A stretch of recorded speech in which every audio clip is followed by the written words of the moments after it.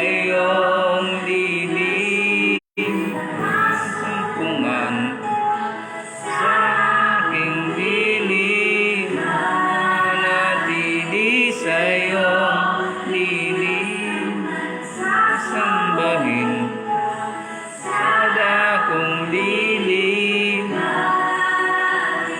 Okay, maraming salamat, no?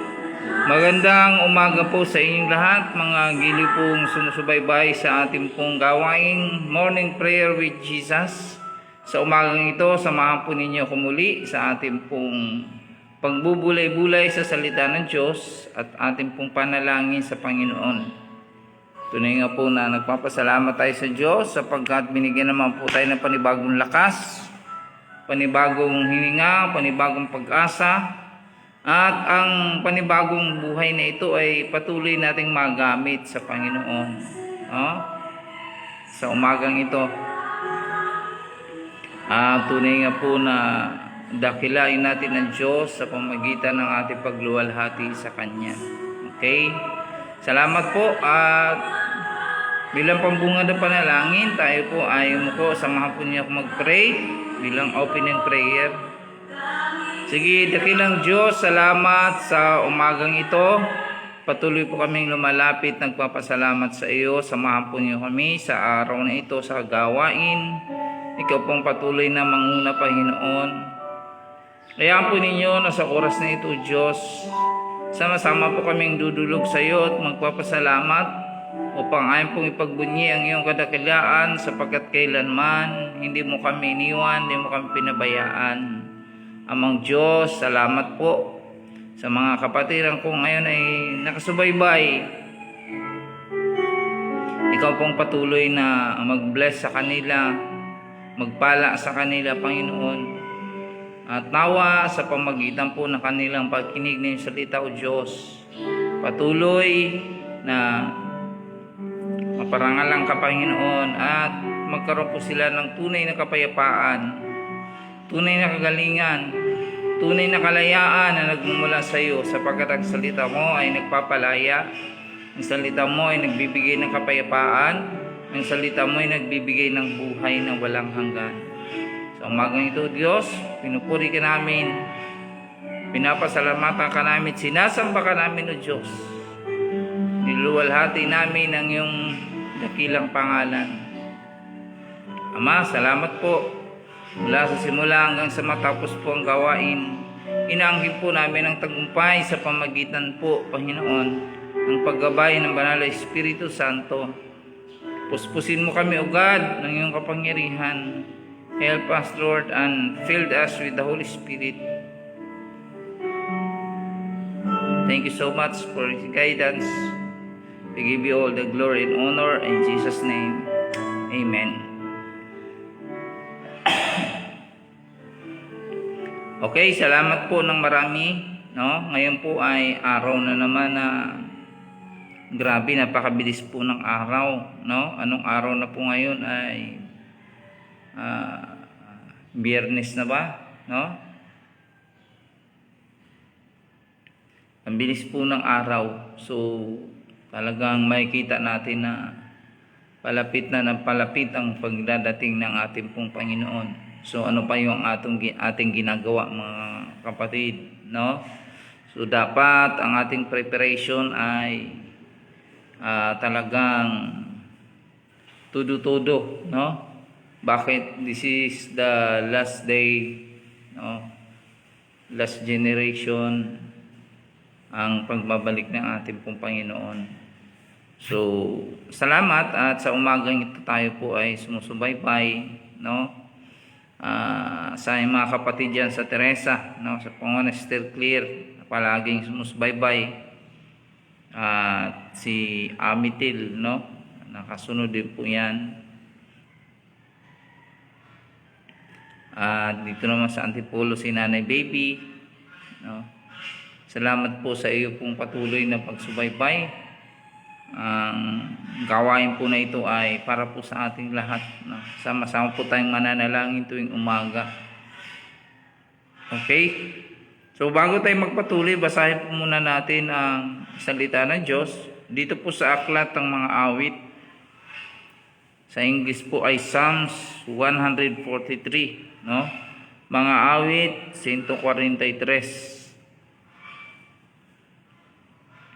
o 143, no? Sa aklat ng mga awit.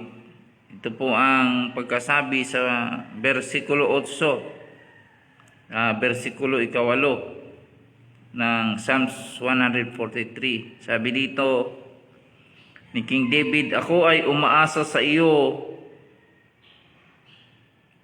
nagtiwala sa pagsapit ng umaga, ay ipaggugunita iyong pag-ibig mo sa ikbing dakila, ang aking dalangin na sa iyo'y hibik. Patnubayan ako sa daang matuwid." Purihin po ang salita ng ating pong Panginoon, no? Ito po ang ating pagmumuli-bulayan sa umagang ito. Awit 143 verse 8, no? Ito po ang patuloy na panalangin ni Haring David, no?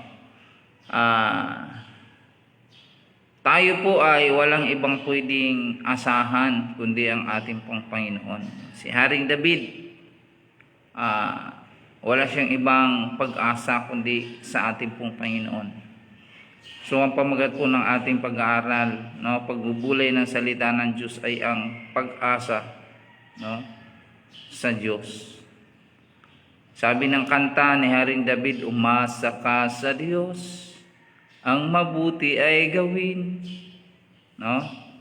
Kapag tayo po ay umaasa sa Diyos, tayo po ay magtatagumpay.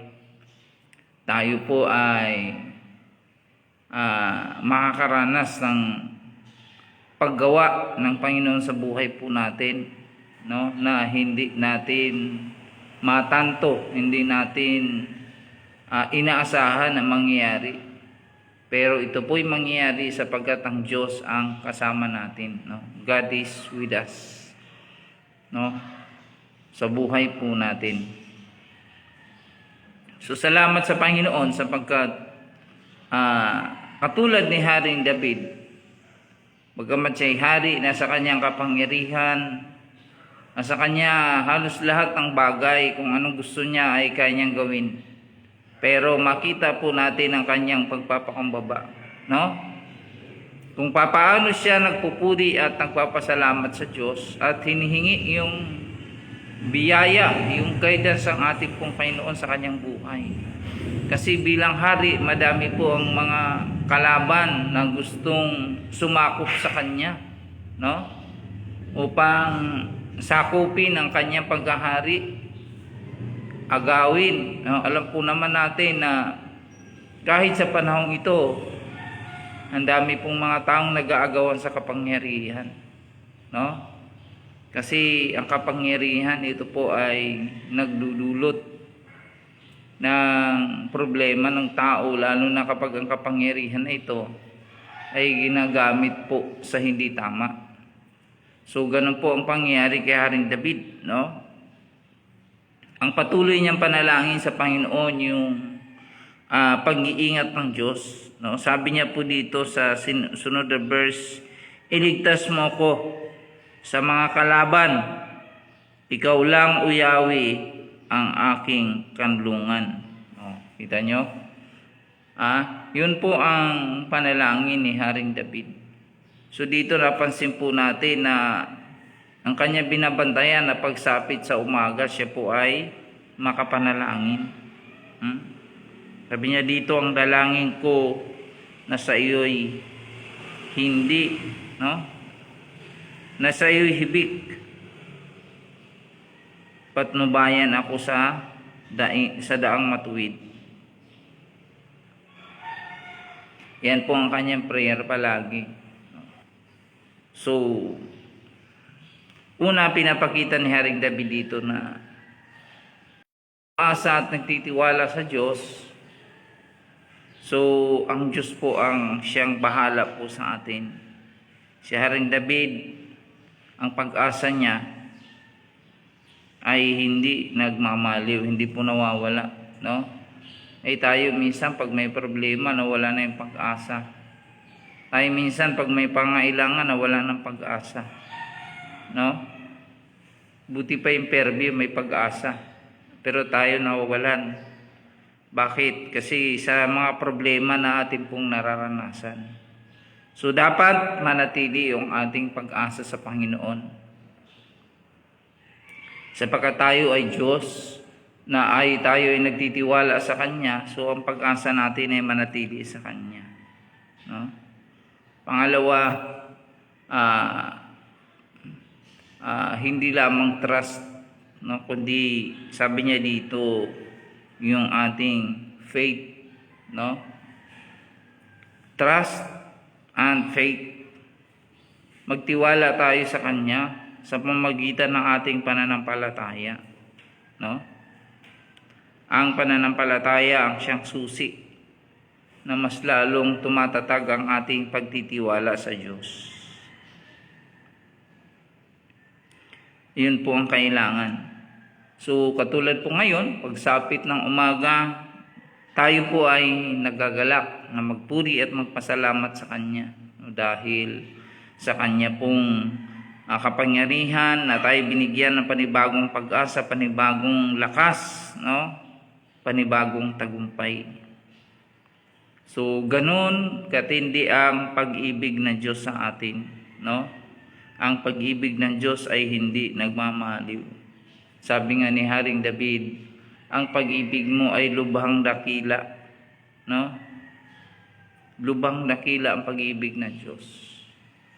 So let us continue to have trust in the Lord and let our faith, no? Hayaan po natin yung ating pananampalataya ay manatili sa buhay po natin, no? Mas lalo pa nating palakasin yung ating faith, pananampalataya po natin upang patuloy po tayong maggunita tuwing umaga sa pamagitan po ng panalangin, no? At tunay nga po anuman po ang ating mga suliranin, mga pangailangan, problema sa buhay, ang Diyos po ang siyang patuloy na gagabay sa atin. Sa mga anak, di po ba, kung walang magulang, walang gagabay, ang kanilang buhay ay napapasama, no? Ang kanilang buhay minsan ay nawawala sa linya. So truly they really need the guidance, no, of their parents. So ganoon din po tayo. As a child of God, as a children of God, we need truly the guidance of the Word of God, the guidance of the Holy Spirit in our life, because we are not only living physical, no, in physical, but we are living also in spiritual. Because when we receive Jesus Christ as our Lord and personal Savior, the Spirit of God is in us, no? Anong sabi ng Bible? You know that your body is the temple of the Holy Spirit. 1 Corinthians chapter 3 verse 16. Hindi nyo ba alam na ang inyong katawan ay templo ng banal na Espiritu Santo? So we are the temple of the Holy Spirit. So kailangan ang katawan po natin na ito ay gamitin po natin, no? So maparangalan ng ating pong Panginoon. Sa papaano pong paraan na maparangalan ng Diyos? No, katulad po nitong ginagawa natin, we are doing spiritual things. Na every morning we commit our life to pray, no?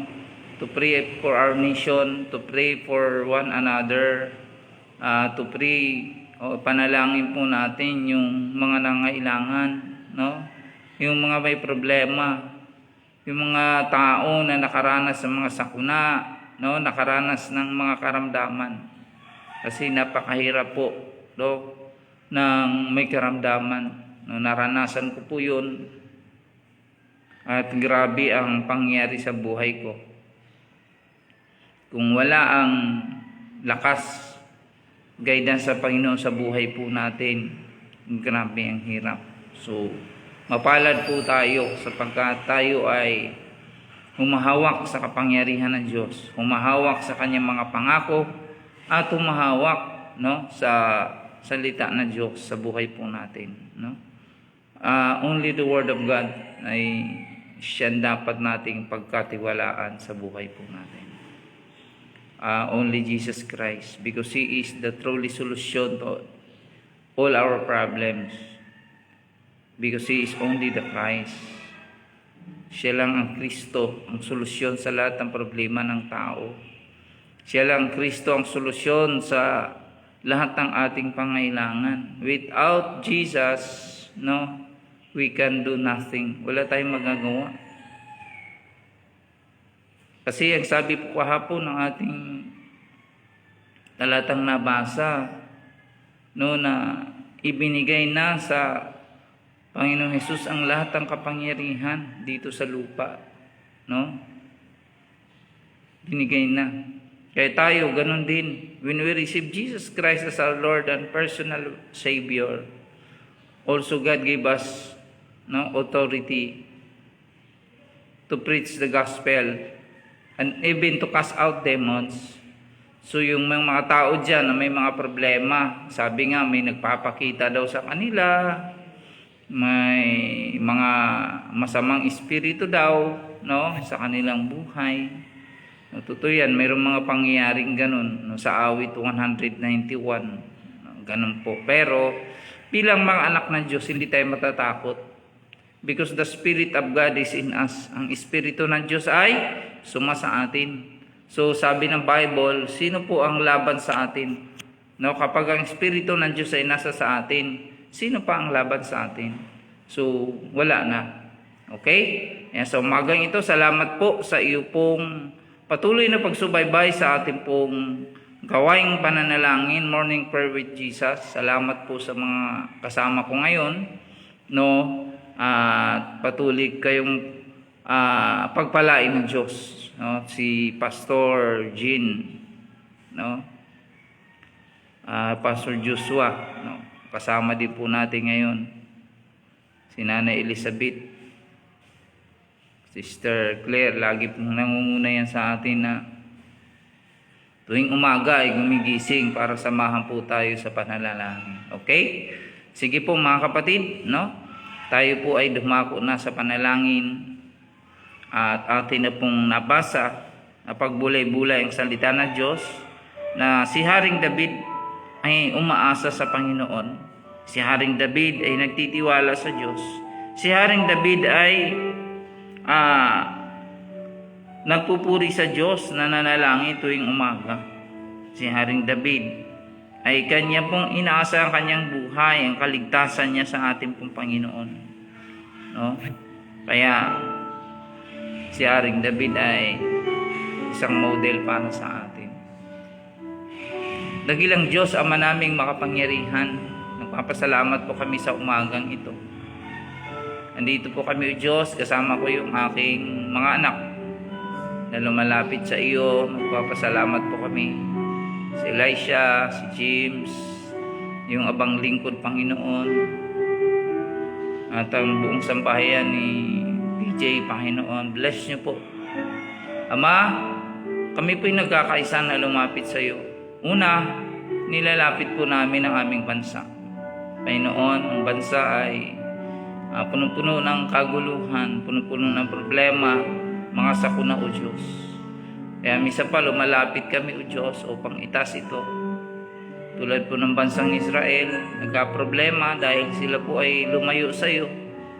Hindi nila pinanghawakan ng covenant. Hindi nila pinanghawakan ng gospel.